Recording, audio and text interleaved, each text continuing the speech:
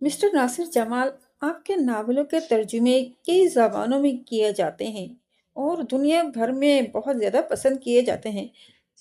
एक हालिया सर्वे के मुताबिक आपका शुमार चंद बेहतरीन हॉरर एंड मिस्ट्री राइटर्स में होता है। आपको उर्दू ज़बान का स्टेफन किंग कहा जाने लगा है। आपके नावल लाखों की तादाद में शाये होते हैं और लोग फर्स्ट कॉपी के लिए पागल हो रहे होते हैं, जिनमें से एक मैं भी हूँ। इतनी मकबूलियत, कामयाबी, शोहरत हर किसी के नसीब में नहीं होती। कैसा महसूस करते हैं आप? मेरे सामने बैठी कम उम्र खूबसूरत सी लड़की किसी मैगजीन के लिए मेरा इंटरव्यू कर रही थी। बकल उसके वो खुद भी मेरी बहुत बड़ी फैन थी और मेरे नावल बड़े शौक से पढ़ती थी। इसलिए वो सवाल कम और मेरी तारीफें ज़्यादा कर रही थी। तारीफ अल्फाज नहीं, वो शहद था, नशा था जो खून बनकर मेरी रगों में उतर रहा था। मैं खुद को अपने ऑफिस में नहीं, आसमान पर उड़ता महसूस कर रहा था। ये सब तो चाहा था मैंने, इसकी तमन्ना तो की थी मैंने। तारीफ मेरी कमजोरी थी, दौलत, शोहरत, मकबूलियत, मैंने अल्फाज का गुलाम था। आज ये सब मुझे हासिल था, मगर कुछ हासिल करना इतना आसान नहीं होता, बिल्कुल भी नहीं होता। देखिए मिस, मैंने इस लड़की पर नज़र डाली। नताशा, उसने जल्दी से कहा। हाँ तो मिस नताशा, मुझे अच्छा लगता है ये सब। जाहिर है मैं लिखता हूँ, वो पढ़ा जाता है और पसंद किया जाता है। दरअसल लिखना मेरी रगों में है। मुझे लिख कर सुकून मिलता है। अगर मेरे लिखे हुए अल्फाज को लोग सराहते हैं तो ये मेरी खुशकिस्मती है। इससे ज़्यादा मैं क्या कह सकता हूँ। सर, आप बहुत डाउन टू अर्थ हैं। अब एक आखिरी सवाल। आपने हमेशा सिर्फ पूरी इसरार कहानियां ही लिखी हैं, क्या फिर रोमांस लिखने के बारे में नहीं सोचा?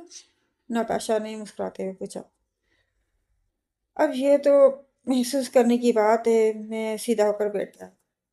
मुझे तो पूरी इसरार चीज़ें बड़ी ही हसीन और रोमांटिक लगती हैं, जैसे गहरे तारीख समंदर, अंधे कुएं, गैर दरियाफ्त सितारे, और जैसे एहराम मिस्र में जिसे कहीं खो सा गया। उफ सर, आप तो बातें भी बड़ी खौफनाक करते हैं। मुझे तो डर लगने लगा है। न, नताशा ने झुरझुरी ली। नताशा मुझसे इजाज़त लेकर चली गई। मैं कुछ देर शादमानी के आलम में अपनी कुर्सी पर घूमते हुए लुत्फ लेता रहा। फिर शीशे की दीवार से नीचे झांकने लगा। 12वीं फ्लोर से नीचे दुनिया के लोग कितने छोटे लग रहे थे, कमज़ोर, बूने। मेरा बस चलता तो मैं 100वीं फ्लोर पर रहा करता। खैर, कभी न कभी ज़रूर। थोड़ी देर नीचे की दुनिया का जायज़ा लेने के बाद मैं दीवार पर लगे कद आदम आईने के सामने आकर खड़ा हो गया। हाँ तो मिस्टर नासिर जमाल, कैसा लगता है ये सब कुछ? ये शानदार ऑफिस, लंबी चमकती कार, बड़ा सा घर। मैं अपने अक्स से मुखातिब था। गिरे टूपे सूट में मलबूस अपना सरापा मुझे हस्बे मामूल बड़ा शानदार मालूम हो रहा था। मेरी आंखें मेरे सूट के हमरंग लग रही थी। उफ, कितना कामयाब हूँ मैं आज। मैं मुस्कुराने लगा। अचानक हर कामयाब इंसान के पीछे होने वाली वजह मेरे पीछे नमूदार हो गई। उफ, मेरी मुस्कुराहट गायब हो गई। अब वो मुस्कुरा रही थी। डर गए? उसने कहा। जाहिर है। मेरे मुंह में कड़वाहट घुल गई। आईना सामने ही है, नजर डाल लो, तुम खुद भी डर जाओगी। मगर वो आईना देखने के बजाय मेरी रिवॉल्विंग चेयर पर जाकर बैठ चुकी थी। दुनिया का इतना बड़ा हॉरर स्टोरी राइटर जिसकी कहानियां लोग रात में नहीं पढ़ते, इतना डरपोक है। कमाल है। वो मजाक उड़ा रही थी। कमाल तो जनाब के हुस्न का है। मैं चिढ़ गया। ये भी आपकी जर्रा नवाजी है। वो आज तक बड़ी ढीठ थी। आपके बेवक्त आमद की वजह जान सकता हूँ? मैंने तो आज तुम्हें नहीं बुलाया था। अरे मैं तो बहुत देर से इधर मौजूद थी जब आपकी बहन आपकी तारीफों में जमीन आसमान एक कर रही थी, और आप अपने अनोखे आइडियाज का पूरा क्रेडिट खुद ले रहे थे। हम्म, लिखना मेरी रगों में है। झूठे। वो बड़ी तलखी से चबा चबा कर बोल रही थी। तो और क्या कहता, کیا سچ سچ بتا دیتا کہ یہ انوکھے واقعات یا آئیڈیاز میرے نہیں ہوتے، یہ کوئی اور مجھے لکھواتا ہے؟ ایک بدروح وہ جواب دینے کے بجائے مجھے گھورتی رہی۔ کم وقت گزرنے کے ساتھ مزید بدشکل ہوتی جا رہی تھی۔ تمہاری اس ساری کامیابی کے پیچھے میں ہوں، تم خود تو جانتے ہو نا، وہ پھٹکار کر بولی۔ اف، مجھ سے تو اس کی طرف دیکھا بھی نہیں جاتا تھا۔ اس نے میری کراہت محسوس کر لی۔ وہ چند لمحے مجھے گھورتی رہی اور پھر اچانک غائب ہو گئی۔ سر آپ صرف پراسرار کہانیاں لکھتے ہیں، کبھی رومانس کیوں نہیں لکھا؟ اس لڑکی کی آواز میرے کانوں میں گونجی۔ رومانس، پیار، محبت، عاشقی، مائی پٹ، فرصت کے مشغلے، بھرے پیٹ کی باتیں ہیں سب، چند دنوں کا کھیل، پھر سب ختم۔ کیا ہوتا ہے عشق؟ ہم جسے چھو نہ سکیں اس کو خدا کہتے ہیں، صرف یہ بات ہوتی ہے۔ کتنے شدید عشق شادی کے چند سالوں بعد کیا باقاعدہ نفرت میں بدلتے دیکھتے ہیں۔ کیا ہوتی ہے محبت؟ وقتی جذبہ۔ سب سے بڑی حقیقت صرف 2 وقت کی روٹی ہے، سخت بھوک، کڑی دھوپ، خالی جیب۔ ان شعوں کے آگے ہر حسین چہرہ موم کی طرح پگھلا ہوا لگنے لگتا ہے۔ پیار دیوانہ صرف بھری ہوئی جیب، پرسکون گھر اور آرام دہ بستر والوں کا ہوتا ہے۔ اینٹیں ڈھونے، پتھر کوٹنے اور بوریاں اٹھانے والے تو اس لفظ سے بھی ناآشنا ہوتے ہیں۔ کیوں؟ دل تو ہر انسانی جسم میں موجود ہوتا ہے نا۔ میرے ابو میرے بچپن میں گھر چھوڑ کر چلے گئے تھے۔ کچھ دھندلی دھندلی میٹھی میٹھی سی یادیں میرے ذہن میں موجود ہیں۔ امی اور ابو میں کبھی بھی نہیں بنی تھی، اور ان دنوں تو ان کی تقریباً ہر روز لڑائی ہوا کرتی تھی۔ یہ نرمل ہمارے گھر کیوں آتا ہے؟ آخر اس سے تمہارا کیا تعلق ہے؟ ابو کا سب سے بڑا اعتراض یہ تھا۔ وہ میرا چاچا بنا ہوا ہے، امی نے انتہائی کمزور جواز دیا۔ چاچا، ایسی کیا آفت ہے یہ کہ تم نے ایک دوسرے مذہب کے غیر انسان کو اپنا چاچا بنا لیا ہے؟ ابو چڑ گئے۔ میں خوب سمجھتا ہوں، اچھی طرح جانتا ہوں کہ تم کن چکروں میں پڑی ہوئی ہو۔ گناہ ہے یہ سب، بالکل گناہ، کبیرہ ہے، گناہ کبیرہ۔ جادو سیکھنا، کرنا، کروانا انسان کو اسلام سے خارج کر دیتا ہے۔ ابو ان کو روز سمجھاتے تھے۔ اگر گھر میں 4 پیسے آ رہے ہیں تو تم کو کیا اعتراض ہے؟ امی بحث کرنے لگیں۔ ابو ان کو سمجھا سمجھا کر شاید زیادہ تھک گئے تھے کہ اپنا دامن اور عاقبت بچا کر امی کو چھوڑ کر چلے گئے۔ ہاں، انہوں نے بہت کوشش کی کہ مجھے اپنے ساتھ لے جائیں، مگر امی ڈٹ کر کھڑی ہو گئیں۔ ناصر ابھی بہت چھوٹا ہے، دنیا کا کوئی قانون اس کو مجھ سے نہیں چھین سکتا۔ مذہب کی نہ سہی، امی کو دنیاوی معاملات کی پوری آگاہی تھی۔ ابو نے وارننگ دی تھی کہ وہ مجھے قانونی طور پر حاصل کر کے رہیں گے، مگر ان کی زندگی نے وفا نہیں کی اور ایک حادثے میں ان کی وفات ہو گئی۔ نرمل چاچا پھر کھلے عام ہمارے گھر میں دندنانے لگے اور امی ان سے کالے علم سیکھنے لگیں۔ نہ جانے کہاں کہاں سے کمزور عقیدے رکھنے والی عورتیں سر شام ہمارے گھر کے برآمدے میں جمع ہو جاتیں، جس کو امی نے اپنا آستانہ بنا لیا تھا۔ ان عورتوں کے بے شمار گمبھیر مسائل، جیسا کہ ساس کی موت کروانی، بھابھی کو بھیانک بیماری میں مبتلا کروانا، نند کی منگنی توڑوانے اور دیورانی یا پڑوسن کی طلاق کروانے سے متعلق ہوا کرتے تھے۔ امی کے عمل سے شاید پورے ہی ہو جاتے تھے، جبھی عورتوں کی تعداد میں دن دگنی اور رات چوگنی اضافہ ہو رہا تھا اور ہمارا گھر چلنے لگا بلکہ دوڑنے لگا۔ امی رات کو دیر تک اپنے عملیات میں مصروف رہتی تھیں، ظاہر ہے صبح دیر سے اٹھتی تھیں، پھر شام سے عورتوں کا تانتا بند جاتا تھا۔ ایسے میں ان کے پاس گھر کے کام کاج کرنے یا مجھ پر دھیان دینے کا بالکل بھی وقت نہیں تھا۔ میں ان دنوں بڑا ہو رہا تھا، میرا اتوار ہمیشہ سے ہی نرالے تھے۔ نہ جانے کیوں مجھ میں ایک عجیب سی بے رحمی تھی۔ بچپن سے مجھے لوگوں کو، جانوروں کو ستا کر، اذیت دے کر عجیب سا لطف آتا تھا۔ میں غلیل سے معصوم پرندوں کو نشانہ بناتا اور جب وہ تڑپ کر زمین پر گرتے تو بس میں سرشار ہو جاتا۔ میں اسکول تو جاتا تھا، مگر مجال ہے جو پڑھائی لکھائی میں مجھے ذرا بھر بھی دلچسپی ہو۔ اسکول سے واپس آتے ہی میں گھر سے نکل جاتا اور ساری دوپہر جانے کہاں کہاں آوارہ گردی کرتا۔ لمبی لمبی گرم دوپہریں مجھے بہت پسند تھی۔ ویران راستے، درختوں کے دور تک خالی جھنڈ مجھے اپنی طرف باقاعدہ کھینچا کرتے تھے۔ نہ جانے میری روح کیا مانگتی تھی، مجھے کس چیز کی طلب تھی۔ ایسے ہی ایک دن وہ ہمیشہ کے لیے آ ٹپکی۔ کون؟ شعا، میری خالہ کی اکلوتی بیٹی۔ فلموں کی طرح اس کے والدین ایک حادثے میں چل بسے اور وہ میرے سر پر آ کر سوار ہو گئی۔ شعا نے آ کر پورے گھر کی ذمہ داری سنبھال لی اور گھر کے کام کرنے لگی اور ساتھ مجھ سے محبت بھی کرنے لگی۔ میرے کپڑے دھونا، استری کرنا، ناشتے کھانے کا دھیان رکھنا سب اس نے بخوشی کرنا شروع کر دیا تھا، مگر وہ مجھے پہلے دن سے زہر لگتی تھی۔ میں اس سے جان چھڑانا چاہتا تھا۔ ایسے ہی چند برس اور بیت گئے اور پھر ایک دن امی اچانک دنیا سے رخصت ہو گئیں۔ وہ آدھی رات کو چھت پر اپنے عمل کرنے میں مصروف تھیں۔ شاید اندھیرے کی وجہ سے ان کا پاؤں پھسل گیا اور وہ چھت سے نیچے گر گئیں۔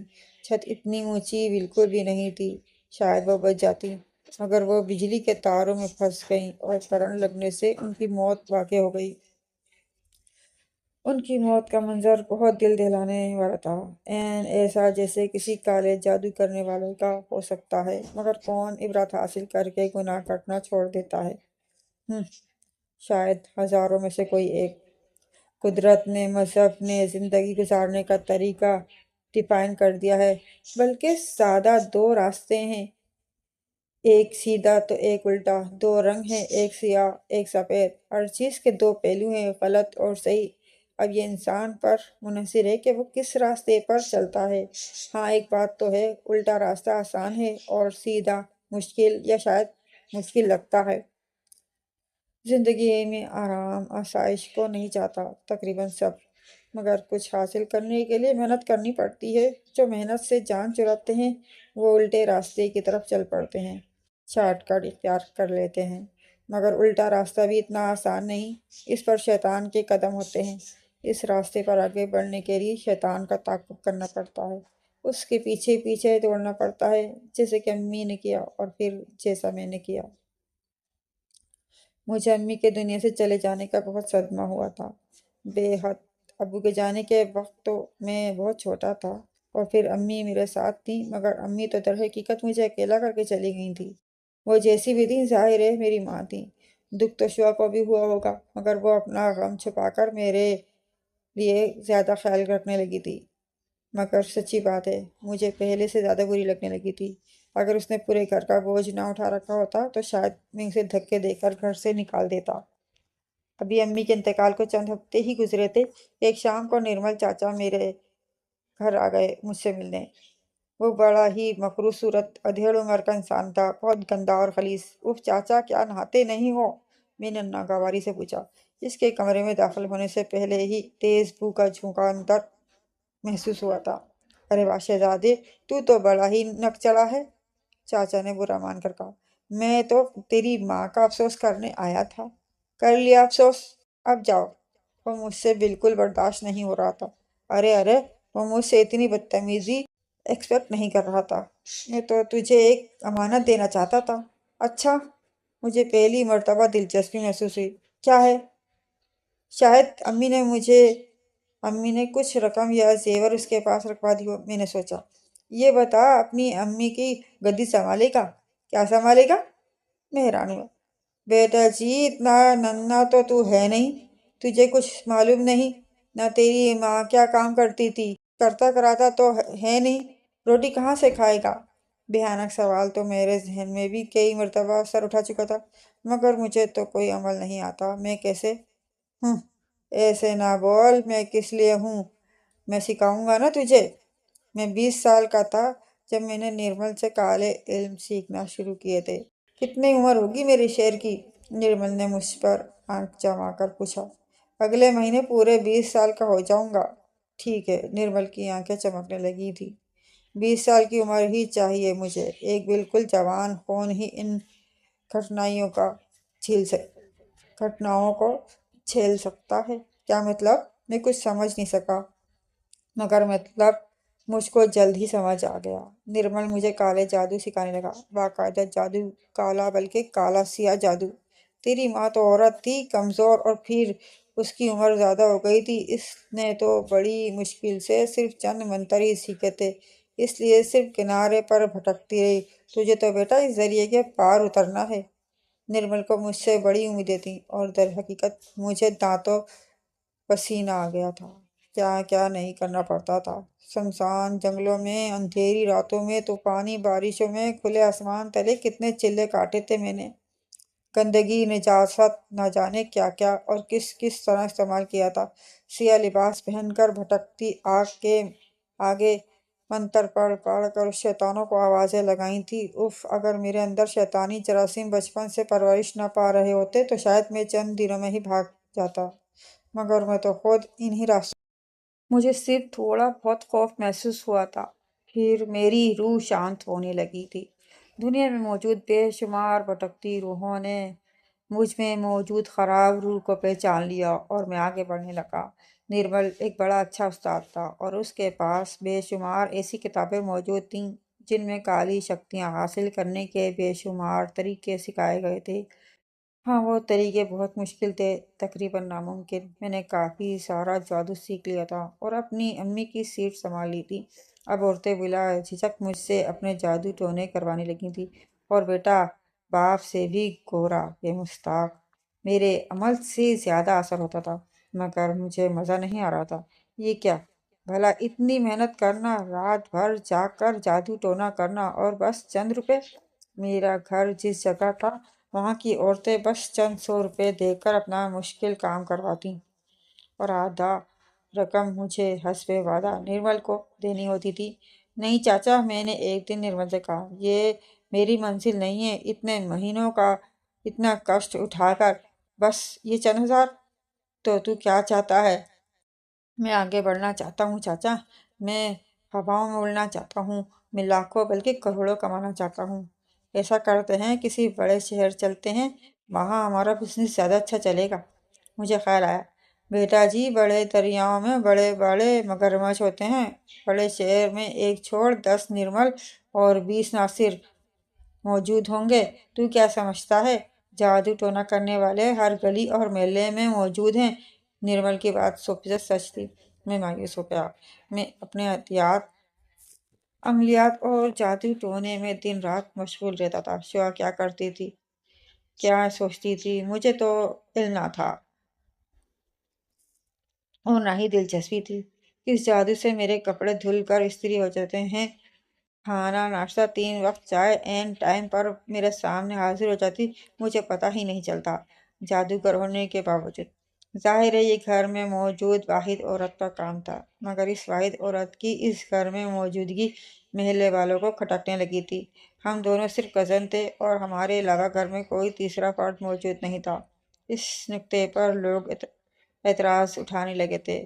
مجھے تو خیر ہرگز مسئلہ نہیں تھا، لوگ جو بکواس کرتے تھے کریں، مگر شعا ایک دن گھبرا کر میرے سامنے آ کر کھڑی ہو گئی۔ اف، میں نے سخت خوف محسوس کی۔ کیا بات ہے؟ ایک ہی گھر میں رہتے ہوئے بھی ہم بہت کم بات کرتے تھے، صرف ضرورت کی حد تک۔ وہ ایک بہت ضروری بات ہے۔ وہ کچھ گھبرائی ہوئی اور شرمائی لگ رہی تھی۔ آج محلے کی کچھ عورتیں میرے پاس آئی تھیں، تو پھر وہ کہہ رہی تھیں کہ ہم دونوں کا اس طرح ایک گھر میں رہنا ٹھیک نہیں ہے۔ تو تم نے ان کو بتایا نہیں کہ تمہارے والد صاحب کوئی زیادہ تمہارے نام نہیں کر کے گئے ہیں؟ جب ہمارے پاس ایک ہی گھر ہے تو بس اسی میں رہیں گے نا؟ فضول کے اعتراضات۔ میں سخت چڑھ گیا۔ ان کا کہنا تھا کہ اگر میری اور آپ کی شادی، اس کو مجبوراً میری پوری بات بتانی پڑی۔ کیا؟ میرا دماغ کا فیوز اڑ گیا۔ شادی اور تم سے؟ میں سوچ کر رہ گیا۔ دیکھو نا، میرا تو ابھی دیکھو نہ تو میرا ابھی شادی کا ارادہ ہے، اور نہ ہی عمر۔ میں نے بڑی مشکل سے خود پر کنٹرول کیا تھا، لیکن میں جلد از جلد کوشش کروں گا کہ تمہاری کہیں شادی کروا دوں۔ اب کوئی اعتراض کرے تو اس کو بتا دینا۔ شعا کے منہ پر سایہ سا لہرا گیا۔ وہ اداس نظروں سے مجھے تھوڑی دیر دیکھتی رہی، پھر باہر چلی گئی۔ اور پھر ایک دن نرمل میرے سامنے موجود تھا۔ تو آگے بڑھنا چاہتا ہے نا؟ اس کے ہونٹوں پر مکرو مسکراہٹ پھیلی۔ ہاں ہاں چاچا، میں تو اڑنا چاہتا ہوں۔ اڑان بھرنے کے لیے پر درکار ہوتے ہیں، بلندی پر بغیر کسی سیڑھی کے نہیں پہنچا جا سکتا۔ تجھے بھی سیڑھی چاہیے، ایسی سیڑھی جو کسی قبر کے اوپر بنائی جائے گی۔ اوف چاچا، یہ کیا کہہ رہے ہو تم؟ میں تھوڑی دیر کو تھوڑا سا اور گھبرا گیا۔ وہی کہہ رہا ہوں جو تو سن رہا ہے، اور میں کون سا اپنے دل سے گھڑ رہا ہوں۔ یہ دیکھ اس کتاب میں کیا لکھا ہے۔ چاچا نے ایک قدیم بوسیدہ کتاب مجھے پکڑا دی۔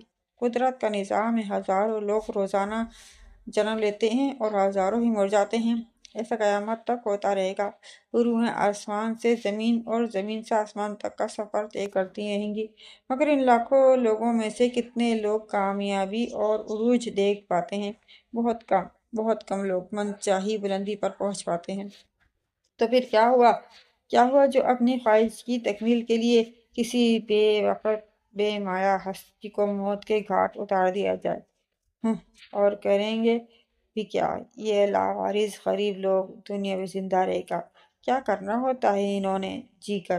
کیا اچھا نہیں کہ ان کو اس سسکتی زندگی سے نجات دلا دی جائے، ان کو شانتی مل جائے، اور مجھے دولت، بے حساب دولت؟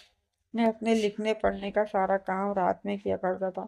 رات کی میری زندگی میں بڑی اہمیت تھی، ہمیشہ سے ہی۔ میں نے کاغذ اور قلم اٹھا لیا، میرا کام صرف کاغذ اور قلم اٹھانا ہی ہوتا تھا، باقی سارا کام تو وہ کرتی تھی، اور میرے قلم اٹھاتے ہی وہ آ گئی، حسب معمول عین میرے سامنے آ کر بیٹھ گئی۔ اف توبہ! مرنے کے بعد تو اور ناقابل برداشت لگنے لگی تھی۔ کیا ہوا؟ وہ مسکرائی۔ وہ میرے خیالوں سے اچھی طرح واقف تھی، برسوں سے واقف تھی۔ سوچ رہا تھا تم تو دن بدن نکھرتی جا رہی ہو۔ میں نے طنز کیا۔ تمہارے فن کی طرح، اس نے جوابی جملات کیا۔ میرے فن کو دنیا تسلیم کر چکی ہے۔ میں نے دراز سے ایک چیک نکال کر اس کے آگے لہرایا۔ پڑھو، اس پر کتنی بڑی رقم لکھی ہوئی ہے۔ یہ ایڈوانس میرے لیے، میرے نئے ناول کا۔ تمہارے نئے ناول کا؟ اگر میں تمہیں نہ لکھواؤں تو تم تو ایک لفظ لکھنے کے قابل بھی نہیں ہو۔ تمہارا تو باپ بھی لکھوائے گا، تم میرے تابع ہو۔ میں اس کا طنز برداشت نہیں کر پایا۔ باپ تو ہرگز نہیں لکھوائے گا، اس نے سرد آواز میں کہا۔ وہ بری طرح غصے میں آ گئی تھی۔ مجھے اس کے غصے کی کوئی پرواہ نہیں تھی، کوئی خوف نہیں تھا۔ وہ مجھے ہاتھ بھی نہیں لگا سکتی تھی۔ وہ تھوڑی دیر مجھے گھورتی رہی، پھر بولنے لگی اور میں لکھنے لگا، تیزی سے، بجلی کی سپیڈ سے۔ اس کی زبان چلنے لگی اور میرا ہاتھ تیزی سے صفحے پر صفحے بھرنے لگے، اور چند گھنٹوں میں ہی ایک بے حد ڈراؤنی انوکھی کہانی میں نے مکمل کر لی۔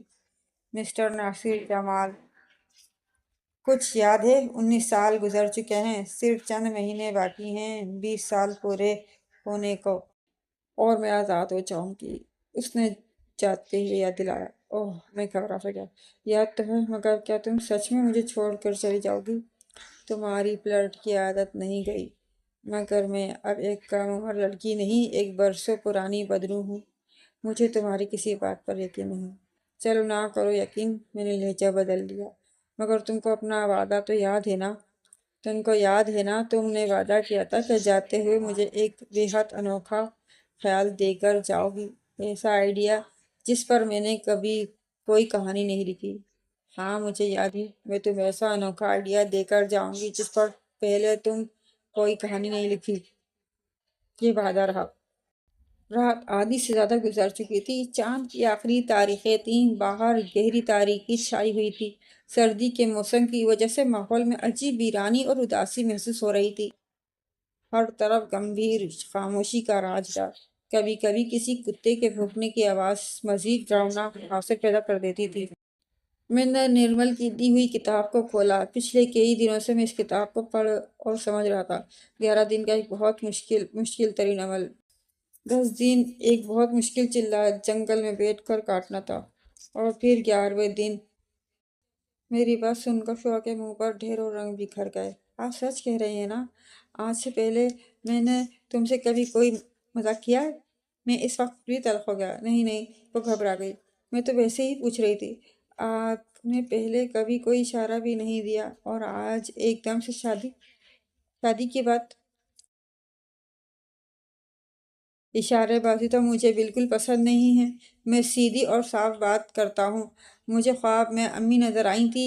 انہوں نے مجھے سختی سے ہدایت کی ہے کہ میں تم سے فوراً شادی کر لوں۔ ان کی شادی کا جوڑا اسٹور کے ٹرنک میں رکھا ہوا ہے، تم وہ پہن لینا۔ تھوڑا بہت زیور بھی ہے، وہ بھی نکال لینا۔ وہ غور سے میری تقریر سن رہی تھی۔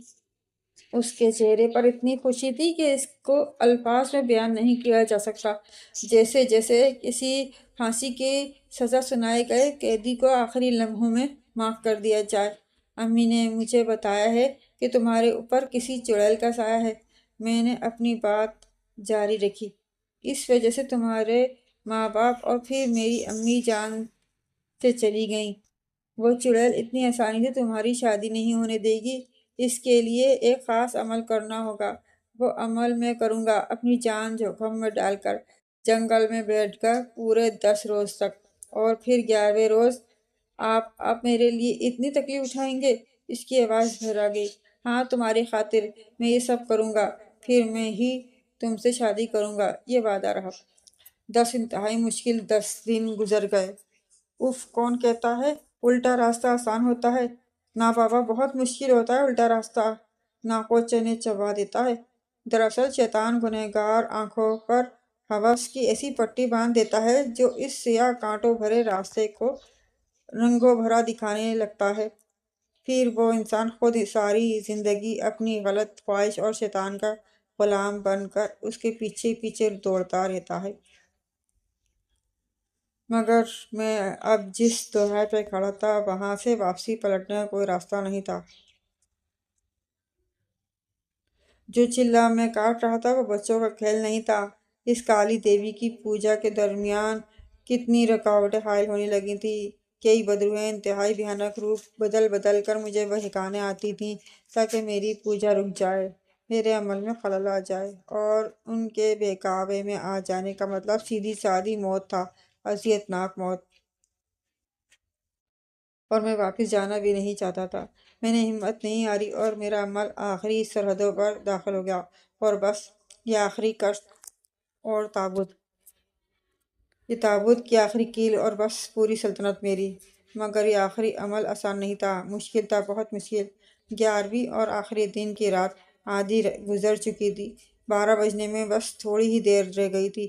میں نے جس سنسان اور ویران جگہ پر اپنا ڈیرا جمایا ہوا تھا وہ بہت خوفناک تھی۔ گھنے جنگلوں کے بیچ و بیچ نیم اندھیری جگہ اتنی خطرناک تھی کہ دن کے وقت لوگ گزرتے ہوئے ڈرتے تھے، مگر میری تو ڈر اور خوف سے ہمیشہ سے دشمنی رہی۔ میں تو ہمیشہ سے ہی اندھیری راہوں کا مسافر تھا۔ اس وقت ہر طرف بھو کا عالم تھا، اتنی خاموشی تھی جیسے وقت ٹھہر گیا ہو۔ کبھی کبھار ہوا کی ہلکی سی سرسراہٹ ایسی لگتی جیسے سانپ نے پھنکارا ہو۔ ہر طرف گہری تاریکی تھی۔ میں نے ایک لالٹین درخت سے لٹکائی ہوئی تھی جس کی زرد روشنی نے ماحول کو مزید ڈراؤنا اور اداس بنا دیا تھا۔ میرے سامنے بڑے سے پتھر پر ایک بھیانک مورتی سجی ہوئی تھی جس کی لمبی زبان اس کی گردن تک آ رہی تھی۔ مورتی کی بری طرح پھٹی ہوئی آنکھیں سخت غصے کی تحریر تھیں، جیسے وارن کر رہی ہوں، خبردار، جو عمل ادھورا چھوڑا تو۔ مورتی کے سیاہ چہرے پر بڑا سا سرخ تلک بھی بنایا گیا تھا۔ میں نے گہرا پیلا لباس پہنا ہوا تھا جو میرے پیروں تک آ رہا تھا۔ 10 دنوں سے منہ نہ دھونے اور نہ نہانے کی کڑی شرائط پر سختی سے عمل کرنے کی وجہ سے میں اس مورتی سے تھوڑا ہی کم خوفناک لگ رہا ہوں گا۔ ہر طرف خاموشی کا راج تھا۔ میں نے گھڑی پر نظر ڈالی، اس کی سوئیاں بس 12 بجانے ہی لگی تھیں۔ میں بڑے بڑے منکوں والی مالا پر جنتر منتر پڑھنے میں مصروف تھا کہ اچانک چھن چھن چھن گہری خاموشی کو گھنگرو کی مدھم آواز نے توڑ دیا۔ میں نے آنکھیں کھول دیں، ایک بار پھر چھن چھن چھن گھنگرو بجنے لگے، چوڑی چھن کھلیں، اور پھر وہ میرے سامنے آ کر کھڑی ہو گئی۔ میں آ گئی۔ اف، میرا دل چاہا آنکھیں دوبارہ بند کر لوں۔ لال شادی کا جوڑا پہنے، ٹیکا لگائے، چوڑی اور پائل پہنے وہ دلہن بنی کھڑی تھی۔ بس یہ آج میرا تم کو لکھوایا ہوا آخری ناول تھا، اس نے مجھے پھر یاد دلایا۔ ٹھیک ہے پاپا، مجھے اچھی طرح یاد ہے، بار بار جتانے کی ضرورت نہیں، میں نے بدمزگی سے کہا۔ یاد تو مجھے بھی بہت کچھ ہے۔ اس کی آواز بہت سرد تھی۔ میں نے چونک کر اسے دیکھا۔ تم کیا مجھے دھمکی دے رہی ہو؟ اگر میں کہوں ہاں تو پھر؟ وہ مسکرائی۔ تم اچھی طرح جانتی ہو تم مجھے ہاتھ بھی نہیں لگا سکتی۔ بے شک تم آزاد ہو جاؤ گی تب بھی تم کو مجھے انگلی بھی لگانے کی اجازت نہیں ہوگی۔ یہ بات میرے عمل کا حصہ تھی، میں نے اس کو جتا دیا۔ کیوں کیا تھا تم نے میرے ساتھ ایسا؟ آخر کیوں؟ اس نے 20 سالوں میں نہ جانے کتنی مرتبہ پوچھا ہوا سوال پھر دہرایا۔ بیچاری سچ مچ مجھ سے سچی محبت کرتی تھی۔ میرے ڈرامے پر ہو بہو یقین کر لیا اور دلہن بن کر سنڈریلا کی طرح ٹھیک 12 بجے میرے پاس پہنچ گئی۔ میں نے اس پر گہری نظر ڈالی۔ آج تک میں نے اتنی بری لگتی دلہن نہیں دیکھی تھی۔ وہ میری نگاہ کا غلط مطلب سمجھ بیٹھی اور شرما کر سر جھکا لیا۔ اسی وقت گھڑی نے 12 بجا دی اور میں نے شعا کی گردن پکڑ لی۔ اتنا شدید شوق شاید ہی کبھی کسی کو لگا ہوگا۔ اس نے بری طرح حیران ہو کر مجھے دیکھا۔ مکروہ مسکراہٹ میرے ہونٹوں پر دوڑ گئی۔ اتنی محبت کرتی ہو مجھ سے شادی کرنے کے لیے اس ویرانے میں چلی آئیں بنا سوچے سمجھے؟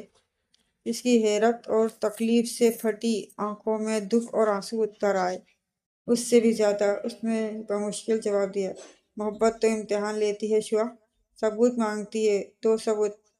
میں نے اس کی گردن دبانا شروع کر دی۔ دو مجھے کوئی بہت بڑی شکتی، صحت، دولت، شہرت۔ اچانک تیز تیز بادل گرجنے لگے۔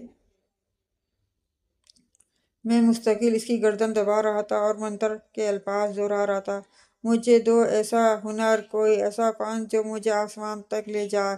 میں کہتا ہوں مجھے دو۔ زور زور سے بجلی چمک رہی تھی۔ شعا کی آنکھیں ابل کر باہر آ گئیں۔ اس کی زبان منہ سے باہر لٹکنے لگی۔ وہ پتھر پر رکھی مورتی سے مشابہ لگنے لگی۔ اچانک تیز طوفانی بارش شروع ہو گئی۔ میں نے شعا کی گردن چھوڑ دی۔ اس کی لاش ایک جھٹکے سے زمین پر آ گری۔ 19 سال سے زیادہ عرصہ گزر چکا تھا۔ میرا وہ شیطانی عمل کامیاب ہو گیا تھا اور میں شعا کی روح پر قابض ہو گیا تھا۔ مجھے ایک فن حاصل ہو گیا تھا، ڈراؤنی، پراسرار، غیر معمولی، بہترین کہانیاں لکھنے کا فن۔ میرا قلم اٹھاتے ہی وہ آ جاتی۔ اس طرح لال لباس میں کمبخت نے 20 سال سے وہی عروسی لباس پہنا ہوا تھا۔ اس کے بال کھلے ہو کر بری طرح الجھ چکے تھے۔ اس کی آنکھیں بری طرح ابلی اور پھٹی ہوئی ہوتی تھیں اور زبان اسی طرح گردن تک لٹکی ہوئی ہوتی جیسے میرے قتل کرنے کے بعد لٹک گئی تھی، بلکہ اس سے بھی زیادہ نیچے۔ وہ اتنی خوفناک اور ڈراؤنی لگتی تھی کہ اگر میری جگہ کوئی اور اسے دیکھ لیتا تو بے ہوش ہو جاتا۔ وہ بولتی رہتی اور میں لکھتا رہتا، بجلی کی تیزی سے۔ میں ناول پر ناول لکھتا اور وہ ناول غیر معمولی مقبولیت حاصل کرتے۔ نہ جانے میں نے کتنے ناول لکھ ڈالے اور کتنی ہزاروں کہانیاں صفحوں پر بکھیر ڈالیں۔ نہ تو مجھے ان کی تعداد یاد تھی اور نہ ہی اپنے بینکوں میں بھرے بے شمار پیسوں کا حساب یاد تھا۔ مجھے ہر چیز مل چکی تھی۔ خیر کوئی بات نہیں، اب آرام ہی آرام ہے۔ اب میں شادی بھی کروں گا۔ کیا ہوا جو میری عمر 40 کو پہنچ گئی ہے؟ عظیم لوگ اکثر دیر سے ہی شادی کیا کرتے ہیں۔ پورے 20 سال گزر چکے تھے اور آخرکار وہ وقت آ ہی گیا۔ میں بڑی دیر سے بڑے سے آئینے میں اپنا عکس دیکھے جا رہا تھا۔ آج وہ آخری بار مجھے دیکھے گی، مجھے ناصر جمال کو، اپنے محبوب ناصر جمال کو۔ میں آج بھی اس پر اپنی دھاک بٹھانا چاہتا تھا۔ آج میں نے خاص طور پر کالا ڈنر سوٹ زیب تن کیا تھا۔ کالا رنگ میرے گورے رنگ پہ بہت جچتا تھا، مگر یہ کیا، میں نے اپنے چہرے کو چھوا کہ میرا رنگ اتنا مدھم کیوں ہوتا جا رہا ہے، جیسے سیاہ پڑتا جا رہا ہو، اور میری سبز حسین آنکھیں ان کے گرد اتنے سیاہ حلقے، میں کتنا برا لگ رہا ہوں۔ میں نے جیسے ڈرتے ڈرتے اعتراف کیا، کیونکہ اعمال چہرے پر نمودار ہو ہی جاتے ہیں۔ وہ حسب معمول میرے پیچھے نمودار ہو چکی تھی۔ اوہ، میں چونک گیا۔ اپنے بے مثال حسن کے بارے میں کیا خیال ہے؟ میں چڑ گیا۔ کہیں سزا ہوتی ہے تو کہیں آزمائش، اور میری آزمائش آج ختم ہو رہی ہے۔ وہ آج بہت سنجیدہ تھی۔ آج تم آزاد ضرور ہو جاؤ گی، تمہارا چہرہ نہیں بدلے گا، تم ایک بھٹکتی ہوئی آتما ہی رہو گی قیامت تک۔ میں نے سنگ دلی کی انتہا کر دی۔ تم نے ہمیشہ برا کیا ہے میرے ساتھ ناصر، بہت ہی برا۔ آج تک وہ بڑبڑا رہی تھی۔ لیکن دیکھو، ایک بات ہے، ہم ساتھ ساتھ بھی تو رہے ہیں۔ آج تک میں نے بات سنبھالنے کی کوشش کی۔ میں تو تم سے محبت کرتی تھی، اپنے دل کی گہرائیوں سے۔ تم مجھے ویسے ہی جنگل میں بلا لیتے تو تم نے مجھے شادی کا جھوٹ کیوں بولا تھا؟ کیوں مجھے دلہن کے روپ میں وہاں آنے کو کہا تھا؟ کیا کیا خواب سجائے تھے میں نے تمہارے لیے؟ اس لیے کہ مجھے اپنی خواہشات کی تکمیل کے لیے کسی کو قتل کرنے کے بعد اس کی روح پر قابض ہونا تھا۔ اور تم سے اچھی آپشن اور کون ہو سکتی تھی میرے لیے؟ اور اس وقت جو بہانہ مجھے سمجھ میں آیا میں نے بنا لیا۔ تم بھی تو بنا سوچے سمجھے دلہن بن کر جنگل میں پہنچ گئی تھی۔ وہ ایک ٹک مجھے گھور رہی تھی۔ مجھے لگا اس کی آنکھوں میں اتنی نمی اتر آئی ہے۔ دیکھو شیوا، سیاہ رنگ سیاہ ہی رہتا ہے، کوئی بھی رنگ اس کے سیاہی کو ختم نہیں کر سکتا۔ ہمارے دھندے میں دھوکہ ہی دھوکہ ہے، ہمیشہ سے۔ آج تم رخصت ہو رہی ہو، آج اچھے موڈ میں رخصت ہو۔ میں نے صفائی پیش کی۔ اچھا موڈ؟ مذاق کر رہے ہو؟ میں اس سے نظریں چرا کر شیشے کی دیوار سے نیچے جھانکنے لگا۔ نیچے حسب معمول بڑی چہل پہل تھی۔ 12ویں فلور سے نیچے لوگ کتنے چھوٹے چھوٹے لگ رہے تھے، بالکل بونے۔ ہاں شیوا، مجھے خیال آیا، یار آج آخری کہانی تو لکھوا دو، کسی بہت ہی زبردست انوکھے آئیڈیا والی کہانی۔ دیکھو، تم نے مجھ سے وعدہ کیا تھا۔ مجھے اچانک خیال آ گیا، کمبخت، کہیں بغیر کہانی لکھوائے نہ دفع ہو جائے۔ مجھے فکر پڑ گئی، تمہیں آج بھی صرف اپنی فکر ہے؟ ایک لفظ کا بھی، صرف ایک لفظ بھی افسوس کا تمہارے منہ سے نہیں نکال سکا۔ تم نے میری زندگی تباہ کر دی، مجھے اتنے سخت عذاب میں مبتلا کر دیا کہ ایک بھٹکتی ہوئی آتما بنا دیا۔ میرا خیال تھا تم کم از کم آج کے دن جاتے جاتے مجھ سے معافی مانگ لو گے، مگر نہیں، میرا خیال غلط تھا۔ معافی تو انسان مانگا کرتے ہیں، تم تو جانور ہو، جانور سے بھی بدتر، تم شیطان ہو۔